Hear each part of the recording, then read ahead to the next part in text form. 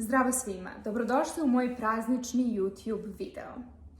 U ovom videu želim da se osvrnem na 2019. godinu koja se približava kraju i željela bih da vam pokažem kako izgleda New York, to jest prošetat ćemo zajedno pored najlepših njujorških prazničnih izloga, vidjet ćemo jelku ispred Rockefeller centra i željela sam da vam približim ovu božićnu čaroliju koja je zaista posebna i mislim da New York zaista izgleda najlepše pred Božić.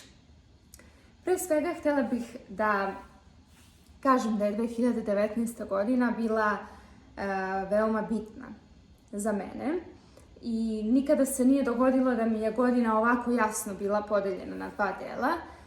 U prvom delu, hajde da kažem prvih možda 6-7 meseci, mislim da je moja misija bila da naučim da budem strpljiva, da ne odustajem, da samu sebe bodrim i motivišem, jer ne znam da li se to vama događalo, ali imala sam osjećaj u tih prvih nekoliko meseci da sve što radim na svakom polju nekako ne pomera se sa određene tačke, koliki god trud da uložim. A ulagala sam preveliki trud na nekoliko polja životnih i imala sam utisak da sve stagnira, da kao kada sanjate da trčite, a noge su vam teške, da ne čujete odjek svojih radova i svojih akcija, da nema nikakve reakcije. I to ume da bude veoma frustrirajuće, iako sam ušla u mnoge svoje misije sa velikim entuzijazmom. Naravno da u tim trenucima pomislite da možda nešto radite pogrešno, pomislite ne da odustanete, ali jednostavno nemate tu motivaciju kao na početku i kao kad vam se dobre stvari događaju, kao i kada imate odgovor na sve dobro što činite. I onda samo negde sredinom leta se dogodio taj prelom kada je počelo da mi se manifestuje sve ono što sam u prvom delu godine radila, u što sam uložila preveliki trud i sve je nekako krenulo lagano, sretala sam prave ljude u pravo vreme na pravom mestu, dok je nekako u tom prvom delu sve moralo da bude otežano i komplikovano, bukvalno sve što je moglo da krene po zlu i po nekoj komplikaciji, tako je i bilo u prvom delu, ali kasnije je sve krenulo kako treba i mogu da kažem da sam još kao malo dete, ne znam zbog čega, intuitivno osjećala da ću sa svojih 28 godina doživjeti nešto predivno i nešto prelepo, da će neki prelom da se dogodi kada budem imala 28 godina i zaista je tako i bilo. 2019. godina je manifestovala sve ono o čemu sam maštala još kao mala devojčica, ne samo na profesionalnom planu, nego na svakom drugom planu. Izašla je u septembru moja prva pesma i prvi muzički video. Dobila sam preveliku količinu ljubavi, pozitivne energije. Mogu da kažem da sam dobila dodatnu motivaciju da nastavim u svemu o čemu sam maštala i da se snovi definitivno ostvaruju. Nekada kada idemo težim putem, to je i lekcija da budemo strpljivi, da se trudimo i da budemo jaki, da ne odustajemo. Tako da ova godina je izuzetno bila posebna za mene, za moje biće. Mi kao porodica smo dosta putovali, lepo smo obeležavali praznike, tako da ova godina je za mene bila i više nego uspešna. Zahvalna sam i na tim lekcijama koje sam naučila u prvom delu godine. Upoznala sam dosta kvalitetnih ljudi i definitivno mislim da je ova godina bila jako sadržajna. Moja jelka izgleda ovako. Šarena je, nije onako kako sam zamislila, željela sam da bude cela u periju i kristalima u Tiffany boji, Međutim, s obzirom na to da moja ćerka ima 4,5 godine, ona želi da svaki ornament koji joj se dopadne stavi na jelku i ja joj to dopuštam. Ove godine je po prvi put pomogla u kićenju jelke.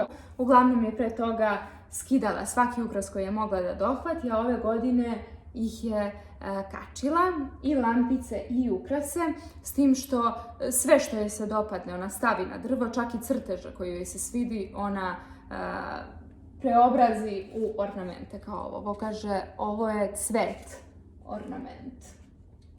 Neka je. To je sve deo čarolije.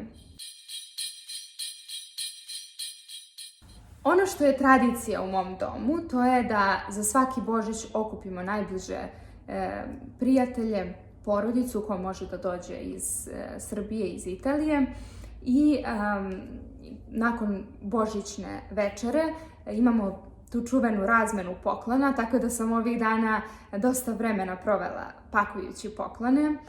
Uvek mislim kao, pa to je usput, zapravo dosta vremena izgubim na pakovanje poklona i trudim se da budem maštovita i originalna i u tome, pa ću vam dati neke ideje za pakovanje poklona ako se doumite.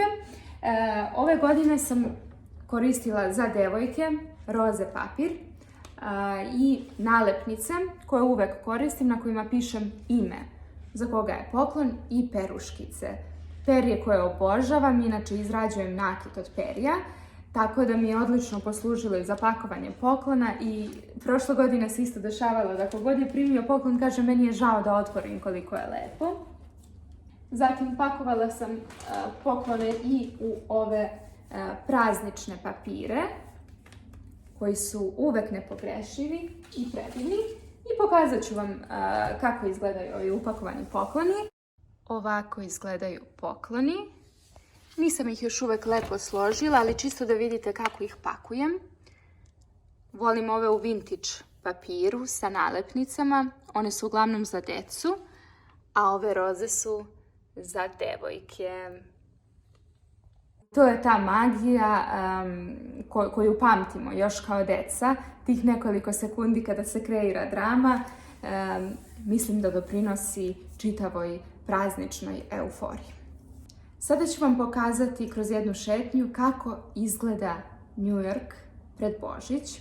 U mom domu se obeležavaju oba Božića, i pravoslavni i katolički, tako da u početku i nisam osjećala tu euforiju za katolički Božić kada sam se ovdje doselila, ali sad je osjećam i kao malo dete se radujem, pa želim da vam prenesem delić atmosfere. Imala sam tu sreću da je sneg padao kada sam ovo snimala, tako da ćete osjetiti onu filmsku čaroliju i magiju koja se u New Yorku zaista dešava.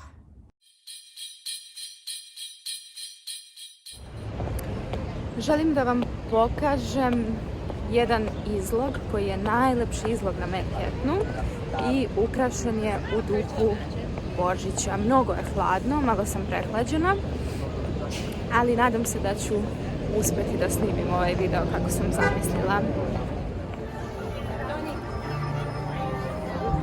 Saks Fifth Avenue, najlepši izlog na Manhattanu.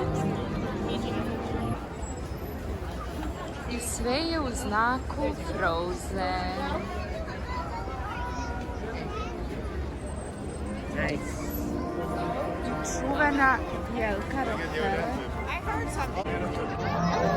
Nadam se da osjećate magiju. Ferrero.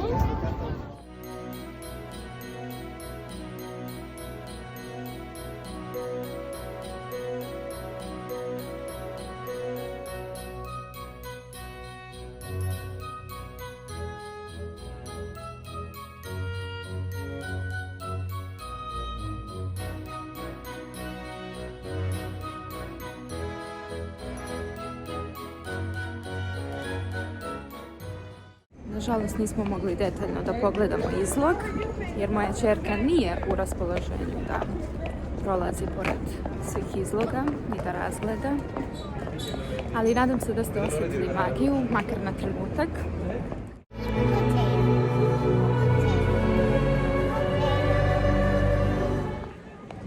Ljudi moji, koliko je hladno. Ovo niste doživjeli. Ovo ledi krv u žilama.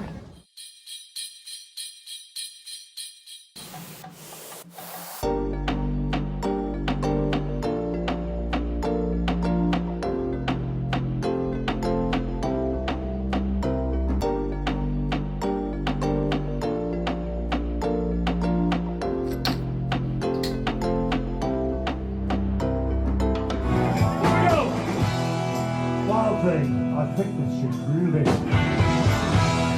I want to know for.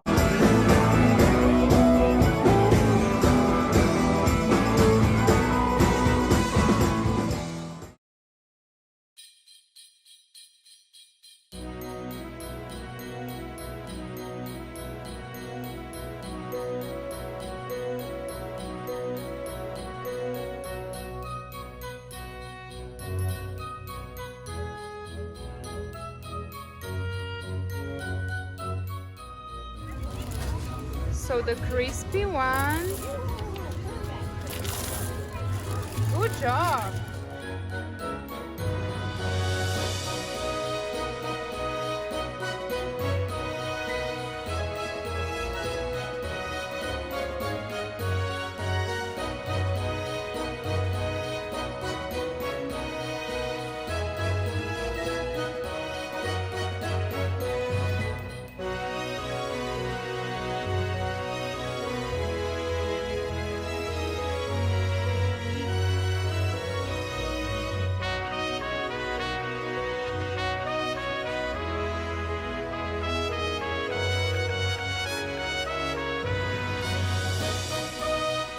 Evo malo.